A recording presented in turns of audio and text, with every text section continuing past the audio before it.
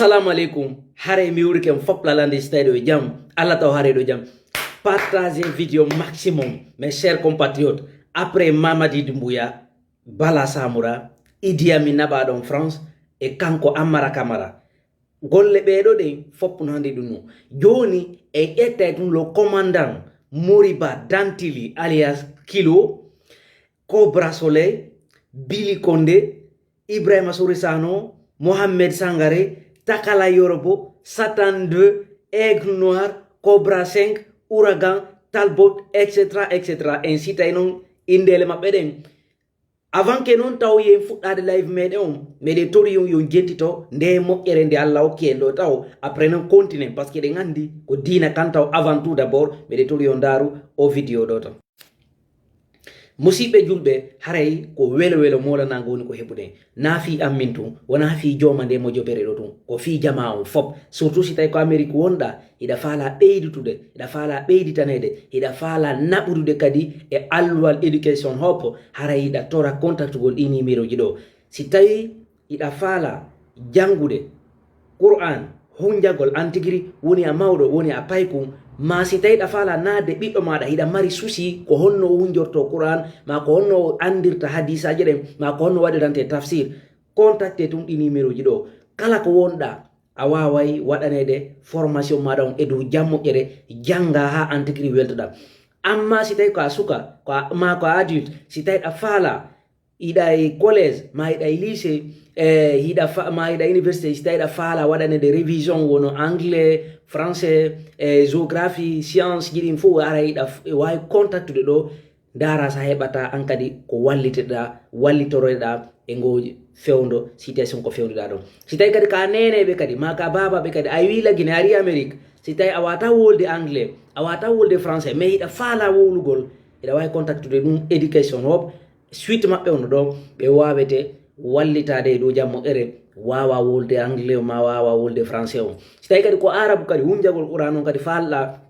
haala gollude haray kadi hiɗa wawi tranquille naɓudude maɓɓe ɓe wawama waɗande ko duwaɗa kon hendade si tawi kadi a faami ko ɓewnma kon jangude kadi haray ande kadi 6 mois be 6 mois ɓe jonnete niveau ko wonɗa ɗon si tawi kadi ko ɓiɗɗo maɗa ɓe jonnayi niveau ko ɓiɗɗo maɗa on fewɗiɗo c'est-à-dire siko ko hadisaje siko ko jangugol Qur'an e kadi chaque un mois ɓe addanayi on invitation waɗanayi ɓe on dawa bayan hara on wawa gentade ɓe partage nayi on kadi e écran ji ɗin kadi wawon hiide ko ɓiɓɓe moɗon men kadi ko jangirta noon kadi onon tigiri jangon haray ɓerde moɗon waali donc si tawi kadi hiɗa ka suuɗi hiɗa occupé moƴƴa a wawata contrôle de ɓiɓɓe maɗa ɓen si tawi na ya ndar tun dans 30 minutes hatta kadi ɓe wawma andinde si tawi ɓiɗɗo no woodi ko natata ko ɓe jonnata maɗa on waɗa formalité ji ɗin a anday si ɓiɗɗo maɗa on hewti ma so hewti ala ko jande a anday kadi hay si ɓe fuɗɗi ke jangu ɓe wawma partage ande an tigiri yiya ko ɓe on ko jangude anda na sama kala jokka ko soɓe jokka haray noon iɗon tora contactugol éducation hop fino wawiron wallitorede fino wawiron hunjinerede Qur'an ma hunjingol ɓiɓɓe moɗon men Qur'an e andingol ɓe hadisaji ɗen à très bientôt fode a Image Diallo arte non ka live meɗen komi fuɗɗi ɗon wolde fi muɗum fi ɗi bandiji miijiɗi kamɓe ko kamɓe tun mayi ɓe inde ɓe mi siti ɗo fof muɗum on nani on faami joni noon ko honnum programme ko honnum ɓe eɓɓi ene ɓe no miiji ka miijaki joni noon hare ko mi mari komi adressé to jamala guenono ñande be mi aray mi wolana on ko fewndi kon sikkon ko sama kala alors que non yo mamadi huttondu sikkugol makko ko ɓeɗon giɗoɓe makko ɓen wonno sikkirta non Cobra Soleil e Billy Konde parce que d'ailleurs ɓe andinini Billy Konde ko honto nini yo fewndi état makko on kanko tigiri woɓe naɓi mo ñawdugol ko honto sama kalaji maɓɓe ɗi no ɗuuɗi ha feƴƴiti kero mais so ƴetti Mohamed Sangare ɗo gandi FNDC dénonci ɗo Mohamed Sangare Moriba Dantili Keita alias Kilo Cobra Soleil Billy Konde Ibrahima Sourisano Satan 2 Aigle Noir ɓeɗo fof muɗum sitama ka FNDC yaltini ɗo wonɓe ɓen responsable kidnapping ɗin kono ɓe wowlali ɓe haɗali ɗon tun ɓe yewti fi Ouragan ɗo gandi d'ailleurs ko honnum opération sakkitanoɗo waɗede ɗo yahangol nene usu e yahangol babi mum babila on e journaliste jo mawɗo marɗo 75 ans marɗo plus de 30 ɓiɓɓe o yahana ɓe yahana ɓe no ɓe nangamo kadi ɓe heññamo e juuɗe haray noon ko mi mari komi adresse to jamalaki noon par ce que fof no sikkude joni yen wallin jippirol ngon lanni lawade ko ɗum ɓe woni wadde kakkille maɓɓe he hay nokku en fokkitali taw hay nokku lagine fokkitali taw ɓeɗo ɓe no yiide ɗo ka télévision ji ɓe no hulɓinde so ƴetti jono affaire Billy Konde ɗi détournement ji feƴƴuɗi ɗo fop ko tawata ɓe addi o crief ɗo o nawni taw kanko ko no waɗi par ce que d' ailleurs patron des orpailleurs on oɗa o mo hoti Guinée o yi kanko d' ailleurs o molti o yaltila Guinée o yehi Dubai ɓe négocie piiji maɓɓe ɗin fof fi non artira kanko ɓe haali ɓe reconnaici fi on 4 tonnes d'or hujanoɗo 2024 ɓe naɓi ɗum noon Dubai joni noon hiɗen andi sen yiltitike e toɓɓere ɓe militaire ɓe mi siti ɗo fof muɗum tallal lakke ko ɓe on ko wadde jama on e albalawji wonde ɗi wadde ka leydi meɗen hino feƴƴiti kerol joni noon si tawi on faami komi faala on kon hollude